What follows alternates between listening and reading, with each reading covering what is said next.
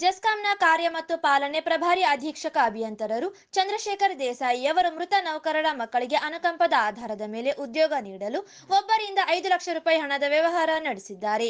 ಹೇಮೇಂದ್ರ ಇವರನ್ನು ರಾಯಚೂರು ಗ್ರಾಮೀಣ ವಿಭಾಗ ಕಚೇರಿ ಸಹಾಯಕರಾಗಿ ನಿಯುಕ್ತಿಗೊಳಿಸಿದ್ದಾರೆ. ಯಂಕಣ್ಣ ಗಡ್ಡಿಮನಿ ಇವರನ್ನು ಸಹಾಯಕರಾಗಿ ಟಿಎಲ್ಎಸ್ಎಸ್ ವಿಭಾಗ ಕೆಪಿಟಿಸಿಎಲ್ ಲಿಂಗಸ್ಗೂರಿಗೆ ನಿಯೋಜನೆ ಮಾಡಿದ್ದಾರೆ.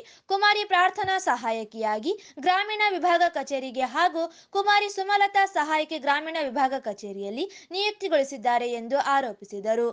ಅನುಕಂಪದ ಆಧಾರಿತ ನೌಕರಿಯನ್ನು ತರಾತುರಿಯಲ್ಲಿ ನೀಡಿ ಆದೇಶ ನೀಡಿದ್ದಾರೆ. ನೇಮಕಾತಿ ಆದೇಶ ಪಡೆದುಕೊಂಡು ಕೆಲಸ ಮಾಡುತ್ತಿದ್ದಾರೆ.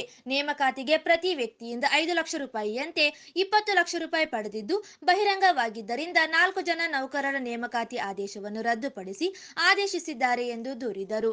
5 ಲಕ್ಷ ಹಣ ಪಡೆದು ನೇಮಕ ಮಾಡಿಕೊಂಡು ಇದೀಗ ಹಗರಣ ಬಯಲಾಗಿದೆ. ಇವರನ್ನು ತೆಗೆದಿದ್ದು ಇದೀಗ ಬೀದಿ ಪಾಲಾಗಿದ್ದಾರೆ.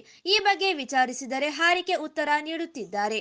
ಮೃತರ ಕುಟುಂಬಕ್ಕೆ ಉದ್ಯೋಗ ನೀಡಲು ಹಣ ಪಡೆದುಕೊಂಡಿದ್ದು ಚಂದ್ರಶೇಖರ್ ದೇಸಾಯಿ ಇವರ ವಿರುದ್ಧ ತನಿಖೆ ನಡೆಸಬೇಕು, ಈ ಕೂಡಲೇ ವಜಾಗೊಳಿಸಬೇಕು, ಇದರಲ್ಲಿ ಭಾಗಿಯಾದವರ ವಿರುದ್ಧ ಕ್ರಮ ಕೈಗೊಂಡು ಅಮಾನತುಗೊಳಿಸಬೇಕೆಂದು ಒತ್ತಾಯಿಸಿದರು.